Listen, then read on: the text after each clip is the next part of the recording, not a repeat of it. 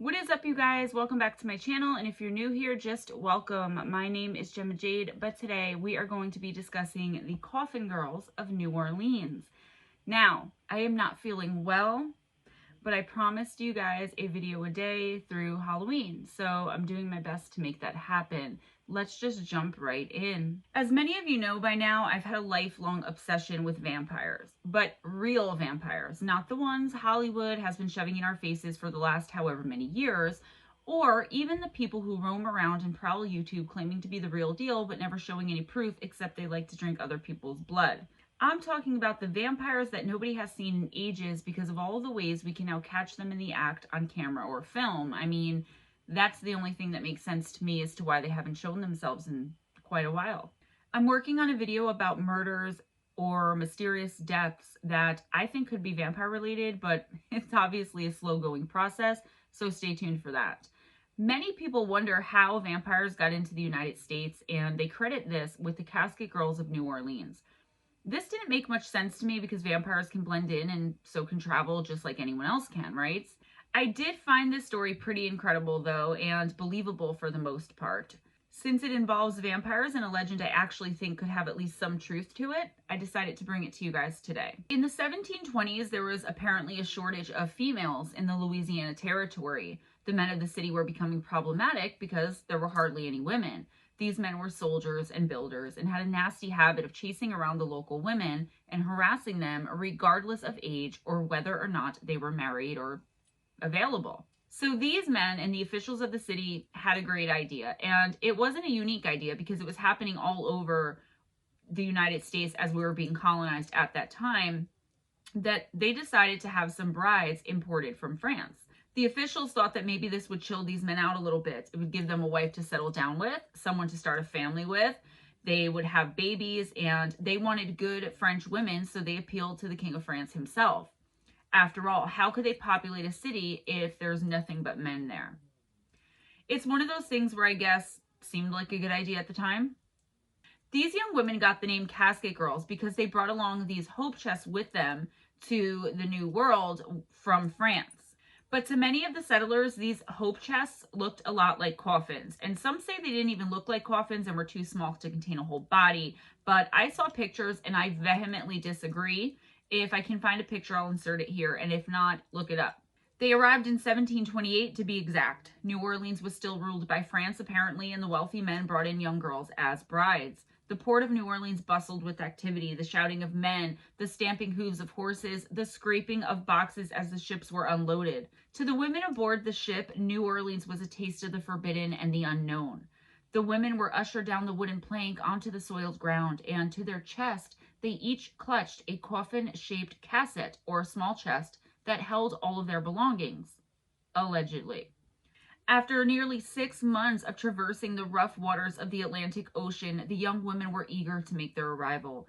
Eager and perhaps also a bit nervous about what their welcome would be. These ladies were hand-picked by the Bishop of Quebec on the orders of the King of France himself, and we were being sent to New Orleans with one job and one purpose only, to be wives of the men of Louisiana.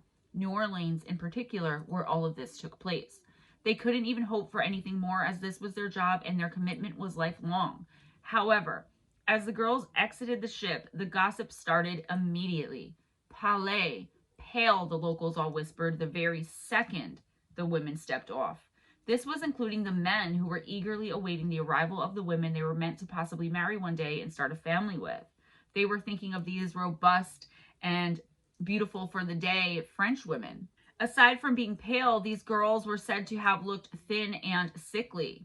Something was strange about these particular women right from the start, according to the locals. In fact, it's said that so delicate and pale was their skin that only moments after setting their feet on the land, their skin blistered, reddened, and burned from the intense heat of the sun.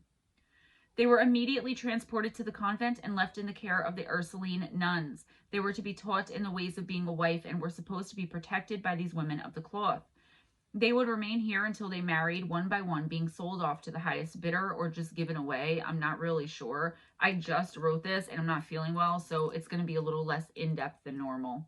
However, the King of France hadn't counted upon the horrible welcome these women would receive, even by the men who they were supposed to eventually marry. These men were treating these women the same way they were treating all the other women that were running around, and why not? They treated the women with great disrespect. The men mocked and teased and threw things at them. They spit at them. Some of the girls were forced into marriages with men they hadn't agreed to marry, and some to men who hadn't chosen them at all. The Ursuline nuns were the ones who ended up doing the matchmaking, and that wasn't supposed to be the arrangement. The husbands were bitter about being given a girl they hadn't specifically chosen, and many of the women were being beaten or otherwise abused by their own husbands at this point. Word got back to the King of France, and he demanded the girls return immediately, as he insisted this was not what he had sent the girls there to endure. To his credit, he did try. He seemed to truly think that the girls would be treated kindly and fairly in their new environment, and be loved and welcomed by not just their new husbands, but by the community at large as well. Maybe that's how they did it in France when in the company of strangers, but it was not how things were done in Louisiana. It was irrelevant to the people of New Orleans whose rule they were under. The women who weren't immediately married off the first chance the nuns got were forced to work as sex workers and prostitutes. They had to earn their keep after all, right? It was agreed with the nuns before the girls even got there that the hope chests they carried were to be stored and locked away and not opened under any circumstances before the girls got married. The convent of the Ursuline nuns was located at 1112 Rue Chartres, and the nuns took the girls' only belongings, these coffin-shaped hope chests, into the attic and locked them in there. Yes, I keep doing this because I do believe they were coffins, okay? I'm a believer. The nuns returned to the attic rooms a few months later. I'm not sure exactly why, but I think maybe their curiosity had just gotten the better of them because of all the talk and gossip around town about these actually being caskets which might have held bodies. After all, many of the townspeople who had seen them exiting the boat had immediately noticed they were carrying what looked like and was thought to be actual coffins.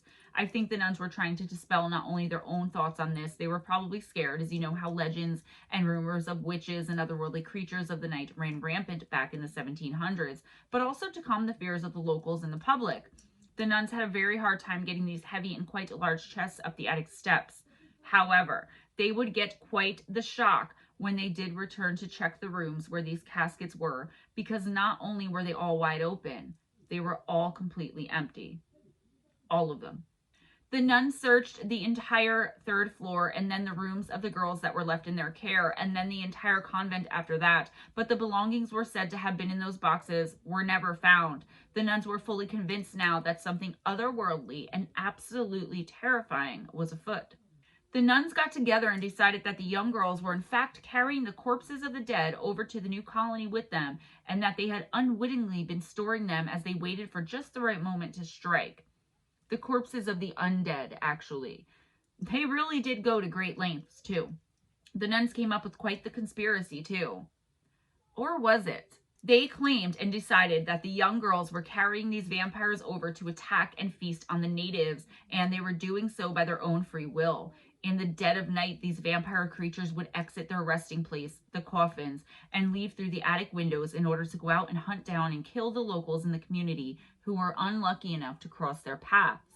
After they had drunk their fill of Louisiana blood, they would return through the windows which they had left and go back into the coffins to sleep until the next night, when they would do it over again. The nuns spared no expense at making sure the vampires were never released out into the world again by nailing all of the windows on the entire third floor shut with nails blessed by the Pope himself. They had the convent blessed, and they also bolted and locked and nailed the doors closed as well on the third floor. I mean, these were nuns and women of God, except for when prostituting out young foreign women who couldn't be married off quickly enough, and they probably thought the community in the convent would be safe once they did this and locked all the doors. The nuns just wanted to make sure the community was safe. I mean, they were women of God after all, except when prostituting out young foreign women who couldn't be married off quickly enough, but I digress. But who knows how many vampires were already turned at this point, and they thought they caught it early on. Because it's documented that after the arrival of these casket girls or French brides, whatever you want to call them, in Louisiana, the death rate more than doubled.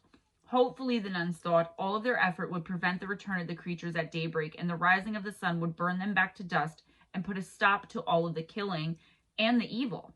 There's a twist to this legend, though, that I did find quite interesting. It varies who you ask, and still to this day, it seems no one can seem to agree upon one thing. Had the girls brought the vampires with them and allowed them to be set loose on the new colony, or were the girls themselves the vampires? It's said in this version that the reason these particular girls were selected to be sent to Louisiana is because their nighttime activities were being noticed by the people in their local towns back in France, and that they had actually chosen, and nobody put up a fight, to be sent to the New World. Fresh prey, maybe, they thought? Maybe it was a deal they'd made or something, and the French king could keep it all quiet and not create one of the panics that were so common back then, especially when it came to things like witches, vampires, werewolves, etc. Either way, the people of the unclaimed territory were completely in the dark about what they were bringing into their new city. Still to this day, locals to the area won't even walk by the building where the Ursuline convent still stands between midnight and 6 a.m. They believe the original caskets are still, to this very day, locked away in the 3rd floor of the building. The windows of the convent are a little strange in the area and subject to much gossip as well. You see, wherever else you go in the city, there's no shutters on any of the windows. The windows of the 3rd floor of the convent, though, are shuttered and never opened. Legend has it they've never been opened since the 1720s when the Ursuline nuns had them nailed shut with the nails blessed by the Pope. And these are facts, too, that we're dealing with here. It's said that they are still nailed shut and the doors still bolted, with the caskets of the dead still locked tightly inside all of these centuries later. The general public is offered tours of the building and allowed to walk through the entire thing, except the 3rd floor. Nobody's allowed to go up to that floor for any reason. The only person with access to the attic rooms is the Monsignor, and even in the summer months, the windows stay closed and shuttered.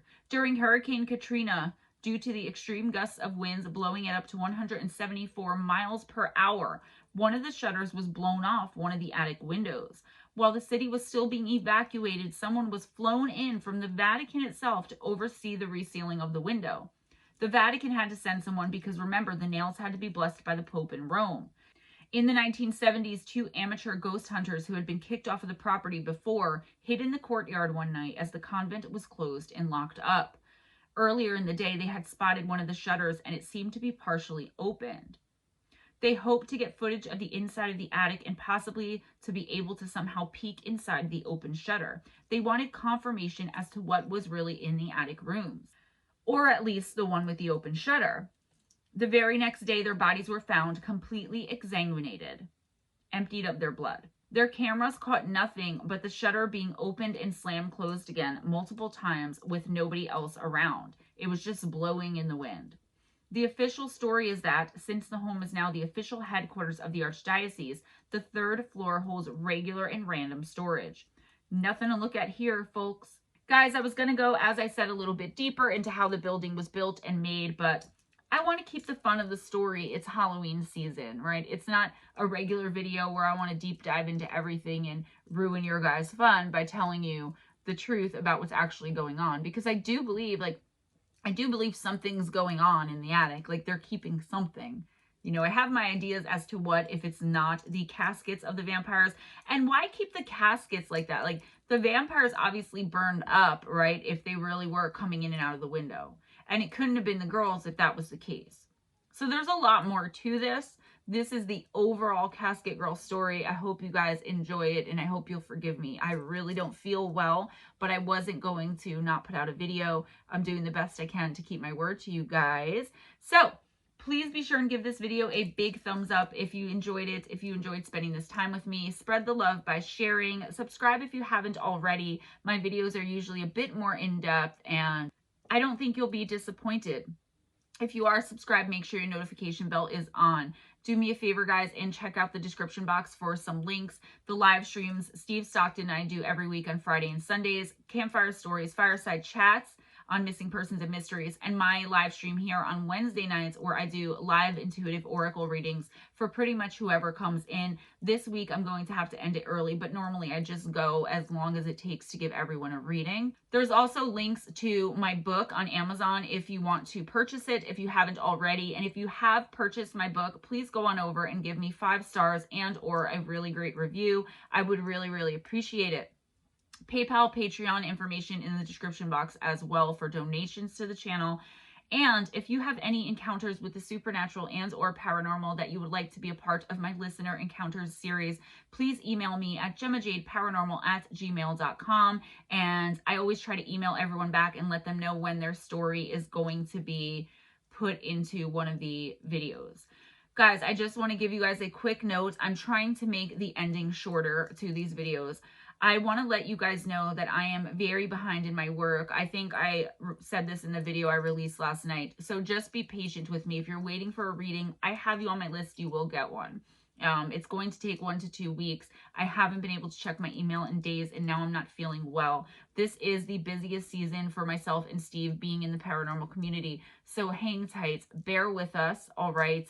And just have some fun with this story. Let me know what you all think. I also haven't been able to get back to a lot of comments lately, but you know, once the holiday is over and I can finally get caught up, I will get back to my regular self, trying to respond to as many of you guys as I can and doing everything I can for you all. So if you ask for a personal reading, you're on my list, especially if I emailed you back.